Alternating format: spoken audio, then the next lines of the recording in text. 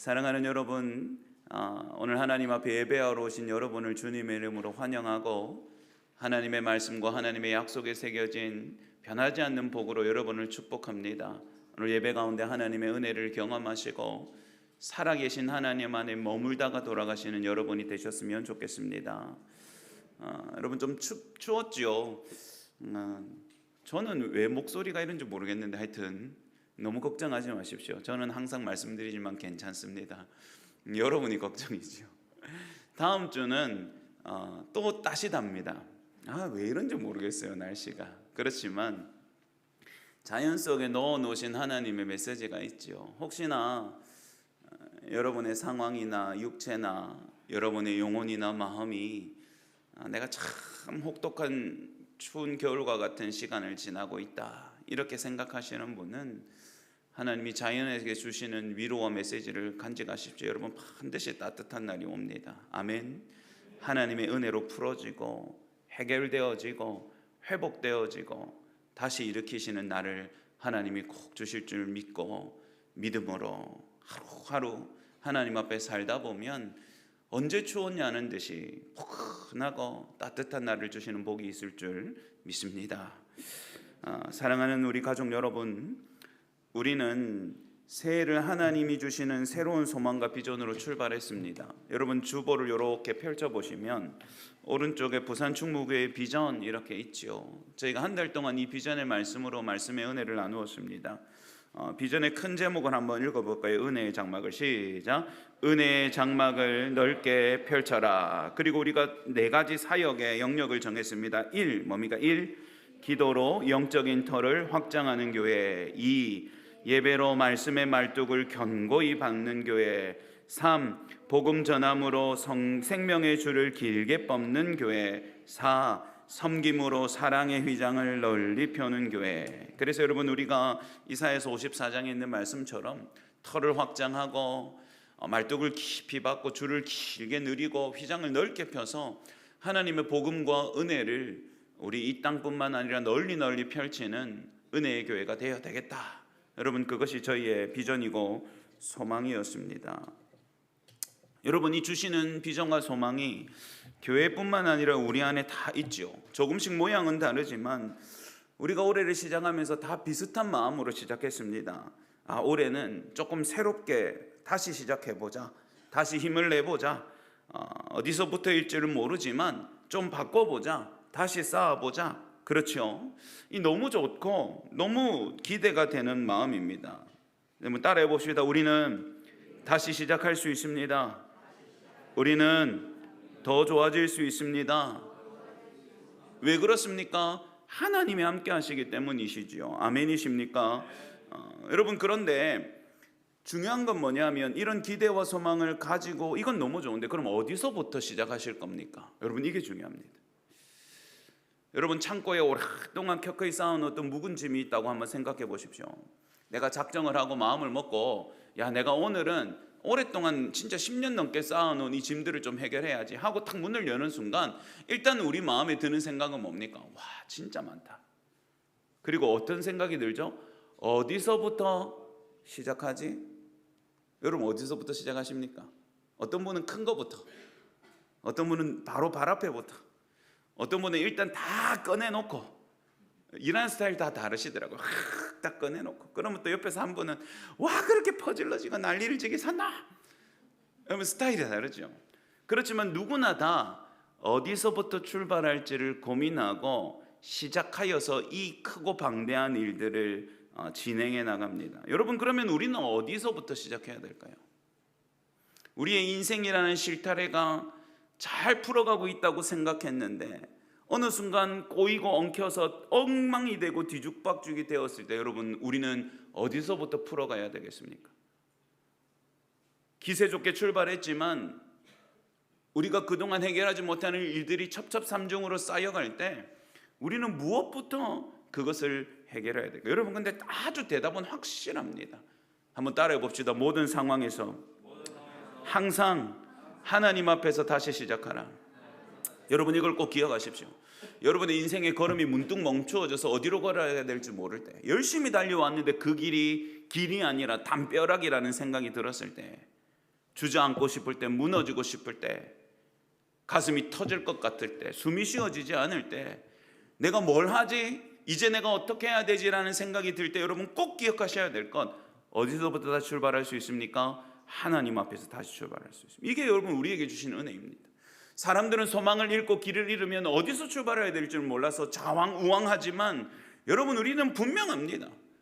항상 여러분 내가 멀어졌다고 생각할 때, 내가 잘못되었다고 생각할 때, 내가 무언가 변화가 필요하다고 생각할 때 틀림없이 하나님 앞에서 출발하면 되는 줄 믿으시기 바랍니다. 여러분 이게 우리 안에 있는 새로움의 은혜죠. 그러면 여러분 우리 교회도 우리도 하나님 앞에서 다시 시작하고 다시 일어서야 하는데 어떻게 하는 것이 하나님 앞에 다시 시작하는 것인가? 여러분 그래서 오늘부터 우리가 살펴본 말씀의 핵심의 주제는 예배입니다. 예배에 성공하고 그 한 번의 예배에서 다시 하나님을 경험하는 그 순간 하나님 앞에서 우리의 일들은 다시 시작되어지기 때문이죠.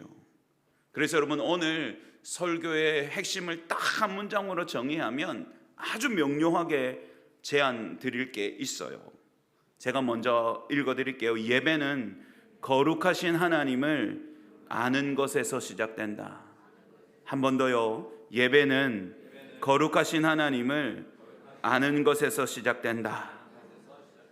여러분들이 예배를 생각하면 어떤 사람들은 예배의 순서, 시간, 성가대는 오늘 내가 컨디션이 어떤지, 고음이 많은지 낮은지, 또 예배 봉사하는 분들은 내가 어떤 옷을 입고 갈지, 또 어떤 분들은 오늘 우리 목사님은 어떤 조크로 나를 재밌게 해줄지, 제가 이제 그게 좀 떨어져 가지고 고민입니다. 은혜가 안 되는 건 제 잘못이 아니지만, 물론 제 탓도 있겠지만 하나님이 때로는 저를 넘어서 역사하시니까요. 여러분이 재미가 없는 건 제 잘못이지 않습니까? 요즘 아주 그게 너무 머리가 아픕니다. 또 어떤 분들은 오늘 성가대 찬양이 어떨지, 예배를 생각하면 헌금은 내가 어떻게 챙겨, 여러 가지 생각들이 들겠지만 사실은 여러분 예배에서 시작하는 아주 중요한 출발점은 어떤 형식이나 갖추어지는 순서가 아니라 하나님의 거룩하심을 아는 것, 여러분 그것에서부터 출발합니다. 여러분 우리는 하나님을 여러 가지 말로 표현하지만 하나님이 당신을 처음 소개하셨던 지칭은 나는 거룩하다입니다. 여러분 레위기서 19장에 보면 자기 백성들을 불러 모으시고 출애굽시키신 후에 그들과 언약을 맺으시고 그들 안에 예배의 순서들을 주시면서 하나님이 하셨던 말은 이렇습니다. 너는 이스라엘 자손의 온 회중에게 말하여 이르라. 모세에게 하신 말입니다. 너희는 거룩하라. 이는 나 여호와 너희 하나님이 거룩함이니라. 아멘. 한번 따라해 봅시다. 나는 거룩한 하나님이다. 하나님이 그렇게 말씀하셨습니다. 여러분 이건 우리가 지어내거나 우리가 유추해 놓은 것이 아니라 하나님 당신께서 내가 거룩한 하나님이다 그렇게 우리에게 소개하신 것이죠. 그래서 여러분 오늘은 이 거룩하심이 무엇인지, 거룩하신 하나님이 어떤 분이신지를 알아야 하고 그것을 알 때에 우리가 진짜 제대로 된 예배를 드릴 수 있는 겁니다. 여러분 우리가 예배하는 하나님을 제대로 알지 못하고 무슨 바른 예배를 드릴 수 있겠습니까? 여러분 그래서 거룩하신 하나님에 대해서 살펴봅시다. 여러분 오늘 말씀은요, 이사야가 하나님 앞에 사명을 받아서 하나님 앞에 부르심을 받는 첫 장면인데요, 재밌게도 이제부터 그동안 살아왔던 이사야의 삶이 아니라, 그동안 이사야는 이스라엘의 귀족 신분으로서 상류층의 삶을 살고 있는 사람이었습니다. 그런데 하나님이 어느 날 이 이사야에게 말씀을 주시고 사명을 주셔서 예루살렘과 온 유다를 넘나들면서 이 이스라엘의 마지막을 준비하고 회복까지 선포하게 하는 큰 선지자로 삼으셨거든요. 인생이 완전히 뒤바뀌고 새롭게 출발하는 시점이죠. 그 출발에 있어서 이사야는 하나님께 특별한 은혜를 입는데 하나님이 그를 이 땅이 아니라 천상의 예배의 장소로 초청하십니다. 이사야가 진짜 천상으로 올라갔다 왔는지 환상 중에 보고 경험을 했는지 성경은 그것에 대해서 자세히 말하지 않지만 확실한 것은 이사야는 천상에서 일어나는 듯한 하나님을 예배하는 자리에 부르심을 받았어요. 여러분 오늘 본문 1절을 보죠. 우시야 왕이 죽던 해에 내가 본즉 주께서 높이 들린 보좌에 앉으셨는데 그의 옷자락은 성전에 가득하였고. 여러분, 우리 머릿속으로 그림을 그리면서 보아야 합니다. 어떤 때에 이사야가 하나님 앞에 부르심을 받았는데 그가 딱 눈을 들어서 보니까 어떻다고요? 하나님께서 높이 들린 보좌에 앉으셨습니다. 높이 들린 보좌에. 그러니까 여러분, 그냥 이 땅에 저희들처럼 설치된 의자가 아니라 공중에 떠 있는 보좌예요. 그런데 여러분, 이게 얼마나 높은지 아마도 이사야가 그 보좌에 앉으신 분을 제대로 볼 수 없을 만큼 높았을 겁니다.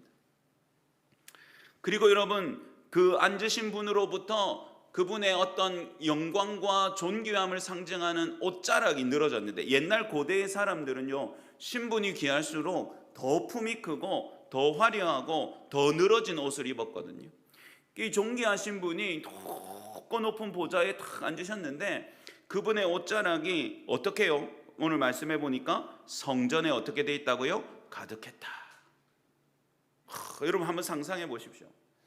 이건 이제 돕기 위한 예의지, 제가 감히 하나님과 비견되는 건 아니죠. 제가 여러분 이 공중에 매달려 있는데 제 옷자락이, 저희 성전이 많이 크지 않은데도 제 옷자락이, 제가 옷을 입고 앉았을 때 의자 옆으로 이렇게 늘어지는 저의 옷춤이 이 성전을 완전히 덮으려면 제가 얼마나 커야 됩니까?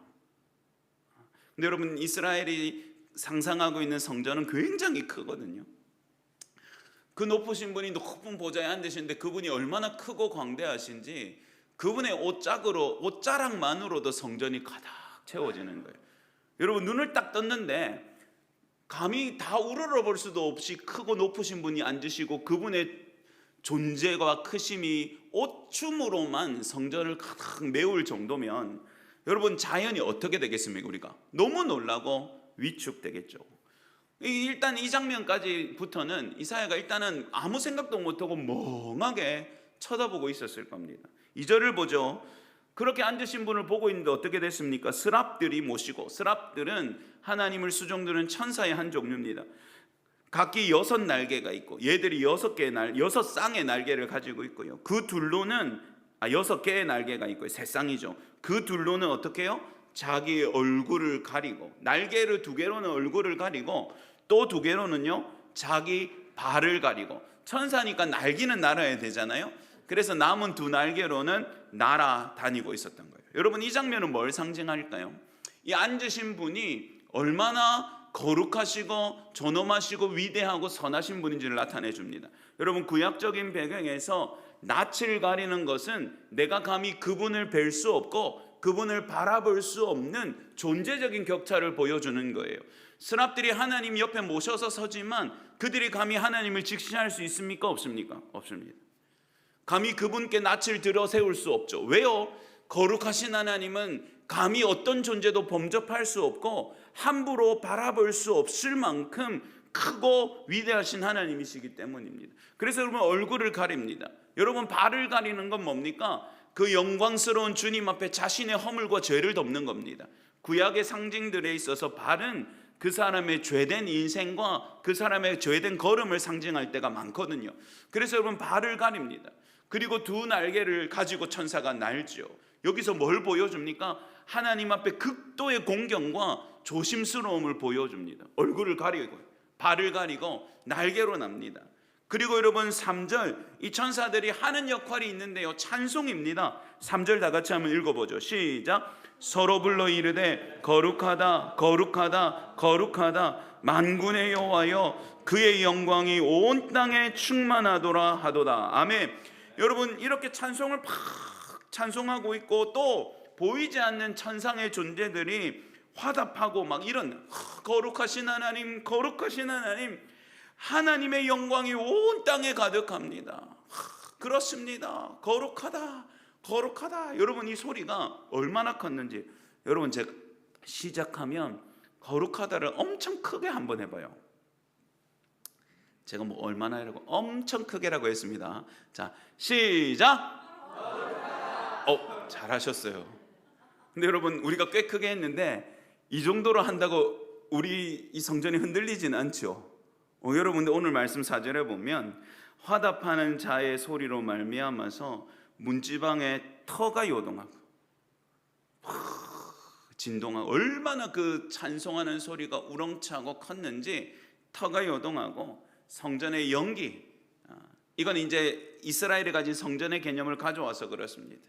지성소에 피워놓는 귀한 향, 연기, 그것들이 온 성전을 가득 채우고 있는 거죠. 여러분 얼마나 놀래 자빠질 장면입니까? 여러분 이게 글자로 쓰여져서 그렇죠. 여러분 내가 호련히 환상을 보든지 하나님 앞에 이끌림을 받았든지 하나님 앞에 딱 섰는데 와, 그분은 내 눈에 담기지도 않을 만큼 우리가 상상하는 빌딩보다 더 크신 존재로 쫙 계시고, 그분 주변에 찬송하는 이들의 소리가 얼마나 큰지 내가 디디고 있는 땅이 진동할 만큼 거룩하다 할 때마다 땅이 드르륵 드르륵, 그리고 눈앞에 연기가 확. 여러분 어떤 마음이 들어요? 와, 신기하다. 와, 이거 공짜로 보면 안 되는데. 여러분 그런 마음일까요? 두렵고 놀랍고 압도되고, 여러분 그런 마음이 아니었겠습니까? 와, 진짜 저분은 우리랑 다르시구나. 내가 감히 저분 앞에 설 수 없구나. 여러분 이게 거룩함이라는 거예요. 여러분 거룩함이라는 단어의 뜻은 구별된다인데요, 구별되는 건 뭡니까? 지금 제가 여러분과 자리가 다르죠. 이런 것처럼 다른 거예요. 그런데 여러분 하나님께 사용되는 거룩함은 차원이 다르다는 말입니다. 하나님은 완전하시지만 이 땅의 모든 것은 불완전하죠. 하나님은 창조하신 분이시지만 저와 여러분을 포함한 만부는 하나님이 지으신 피조물입니다. 이 땅의 모든 것은 끝이 있고 썩어지는 유한한 존재이지만 하나님은 영원하시지요. 우리는 흔들리고 변하지만 하나님은 변함이 없으십니다. 우리는 죄와 허물이 가득한 인생들이지만 하나님은 의롭고 선하신 분이십니다. 할렐루야. 여러분 이 모든 게 거룩함입니다. 하나님은 우리와 다른 분이십니다. 하나님은 우리와 차원이 다릅니다. 그런데 여러분 이것이요 그냥 말로만 한다고 새겨지지 않는 겁니다. 여러분 이사야처럼 하나님 앞에 서면 깜짝 놀라죠. 우와, 아니 저렇게 다르신 분이야, 저렇게 차원이 다른 분이야. 그분의 존재, 그분의 영광, 그분의 크심, 그분의 놀라우심, 그것에 내 영혼과 온 마음이 압도될 때, 그때 여러분 그 찬송이 귀에 들어오는 거예요. 하나님은 거룩하다, 거룩하다. 여러분 이것이 하나님의 거룩하심입니다. 여러분 우리의 예배가 무너지고 문제가 생기는 건 뭐냐 하면 이 하나님의 거룩하심에 대한 오해가 발생하고 하나님을 작게 여길 때입니다. 여러분 이사야가 하나님 앞에 섰을 때 그 말도 되어지지 않는 거룩하신 하나님 앞에 압도될 때 어떤 생각이 났겠습니까? 여러분 내가 옷은 제대로 입고 있나? 내가 오늘 부지 중에 불려 나왔는데 눈곱은 안 묻어 있나? 혹시나 하나님 보시기에 내가 문제가 될 구석은 없나? 내가 지금 저분께 어울리나? 여러분 잘 생각해 보십시오. 하나님의 거룩하심을 알고 경험한 성도에게 교회를 올 때는 옷을 단단히 예쁘게 입고 오십시오, 신발은 절대 쓰레빠 신고 오면 안 됩니다, 미리 마음을, 이런 말이 필요할까요? 필요하지 않습니다. 자연히 그분이 얼마나 크신지, 그분이 얼마나 크고 두려우신지, 얼마나 놀라우신지 위대하신지를 아는 사람이라면 그분 앞에 나오는 예배를 드릴 때 자연히 자기를 돌아보게 됩니다. 여러분 제가 얼마 전 제가 처음 왔을 때 제 차를 기억하십니까? 총 맞은 것처럼 구멍도 뽕뽕 뚫리고 제가 좀 험하게 찼던 차 기억나시죠? 우리 조카들이 총 맞은 차라고 불렀거든요. 구멍이 뽕뽕 뚫려 있었어요. 제가 가끔 이제 부목사 시절에는 청년 사역을 많이 했으니까 타교에 이제 수련회나 강사로 자주 가게 되면 그 제가 구멍난 차를 끌고 이렇게 갑니다. 그러면 어떤 큰 교회에 제가 강사로 가면 이제 뭐 방문하는 분들도 많고 섬기는 분들도 많고 청년들도 당일 저녁에 차로 오는 사람들이 많아서 수련회 장소에 주차가 빼곡하게 돼 있어요. 그럼 이제 강사 거를 따로 빼놓잖아요. 근데 제가 들어가면 차를 절로 빼라고 해요. 저쪽에 대세요, 저쪽에 대세요. 그래서 저는 또 시킨 대로 잘하거든요. 그래서 제일 겹겹이 돼 있는데 주차를 하고 내려요. 그럼 어떻게 오셨습니까? 물으면 오늘 강사인데요. 이렇게 하면 안내하시면 엄청 당황을 합니다. 아, 그러면 거기 되시면 안 되는데. 목사님 키를 주시면 내보고 옮기라고도 안 해요. 목사님 키를 주시면 제가 이 강사님 자리는 따로 해서 여기에 옮겨 놓겠습니다. 뭐가 달라집니까, 여러분? 대접이 달라지죠. 그게 왜 바뀌죠? 제가 강사라는 걸 아는 순간 바뀝니다. 강사를 대접해야 된다는 말이 아니라 그전에는 구멍 뽕뽕 나고 낡고 허름한 차를 끌고 오는 사람이 강사 목사일 거라고 생각하지 않죠. 그러니까 그냥 성도들하고 겹겹이 나중에 뭐 주차하는 것이 불편하고 뭐 차가 막히고 해도 상관없으니까 저기 내라고 했다가 강사 목사라고 하니까 아이고 그러면 나중에 움직이시지 불편하지 않도록 저희가 따로 배려한 자리가 있으니까 여기에 되셔야 되는데 그래도 강사 목사님이니까 제가 옮겨드리겠습니다. 태도가 달라지는 것이죠, 여러분. 여러분, 하나님이 얼마나 크고 두려우신지를 알면 여러분 사실은 말하지 않아도 예배가 바뀌고 모습이 바뀌고 태도가 바뀔 수밖에 없습니다. 여러분, 우리의 예배에 문제가 있다는 것은 여러분 하나님의 거룩하심을 알지 못하거나 우리가 그분을 어느새 작게 여기고 있는 것이죠. 여러분, 우리가 보았던 3절의 찬양의 뒤에 보면 여호와의 영광이 온 땅에 충만하다 이렇게 말합니다. 여러분, 우리가 드러내고 있는 하나님의 거룩하심을 우리가 알아야 되는 것 중에 하나는 따라합시다. 하나님은 영광스러운 분이십니다.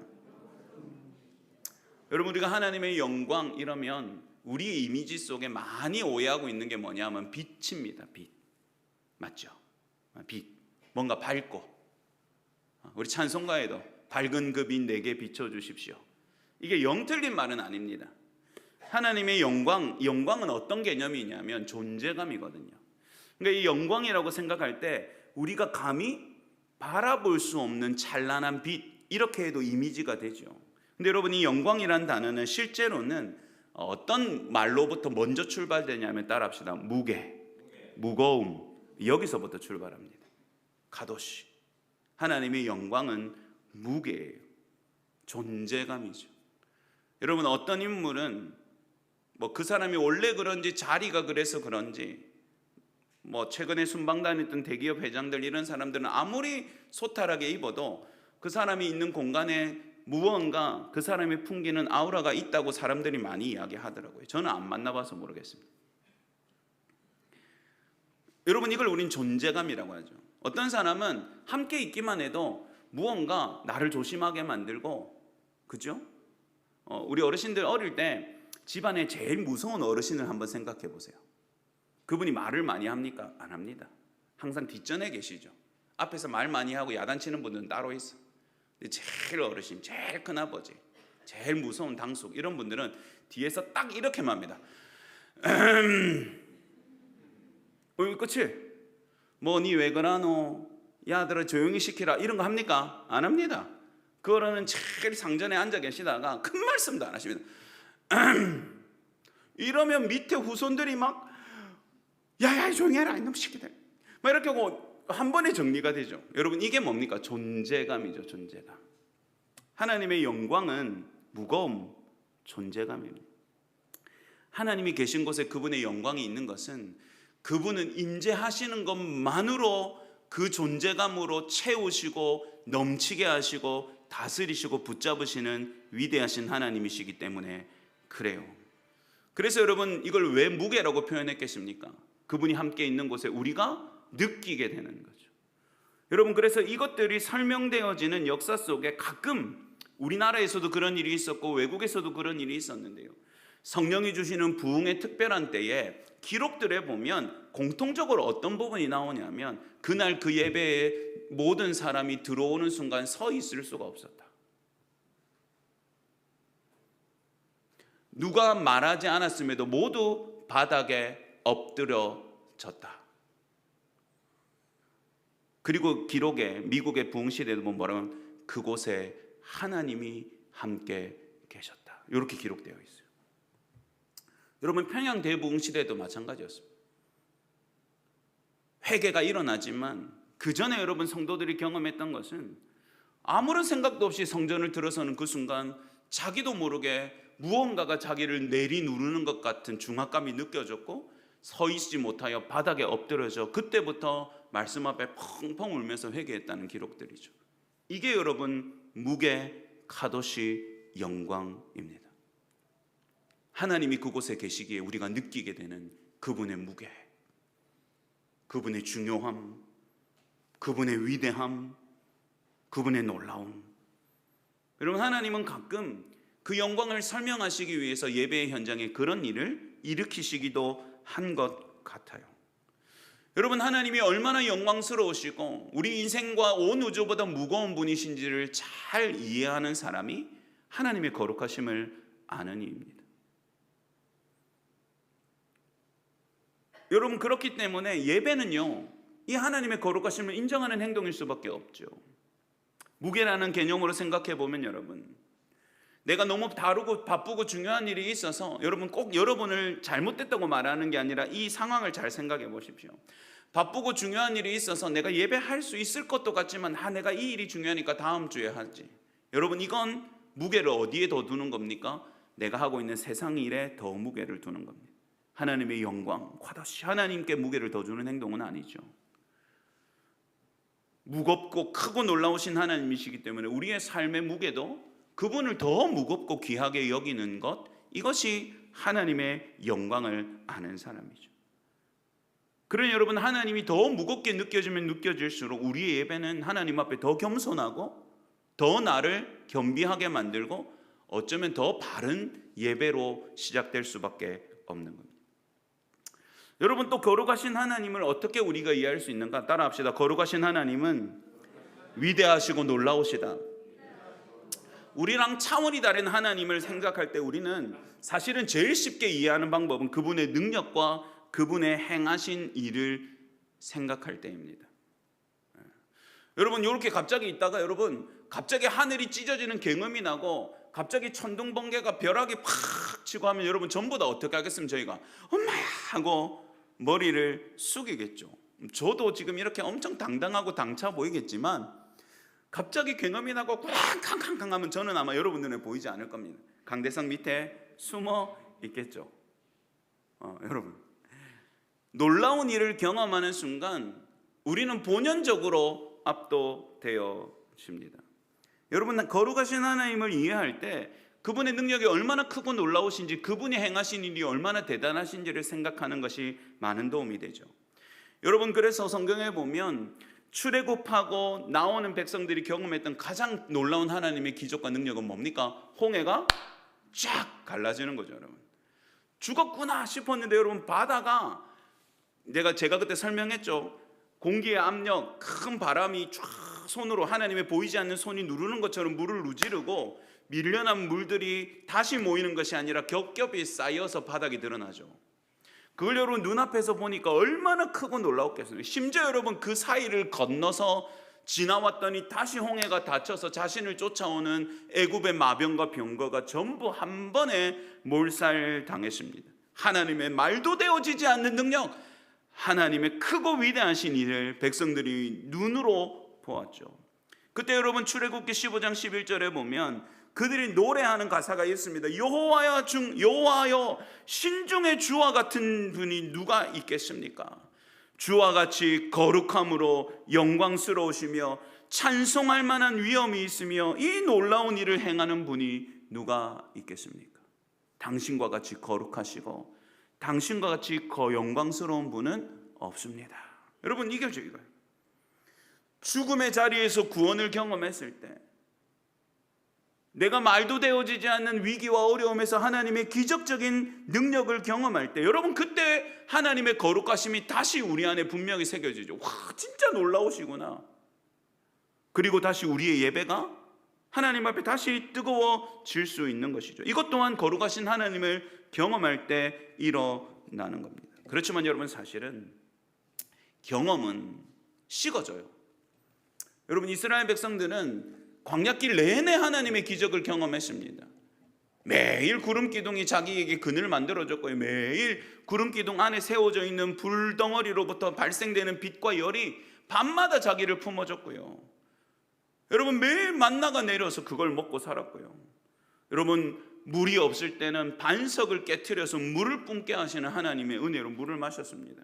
그럼에도 여러분, 그들이 가나안 땅에 들어왔을 때는 하나님의 기적을 잊어버리죠. 사람은 생각보다 멍청합니다. 아무리 큰 경험도 시간이라는 것 가운데 다 깎여 나가면 나중에는 별것 아닌 게 되죠. 그래서 여러분, 거룩하신 하나님을 아는 가장 중요한 것은, 따라해 봅시다. 말씀과 사랑 안에서 뼈에 새기고 영혼에 새겨라. 여러분, 이게 중요합니다.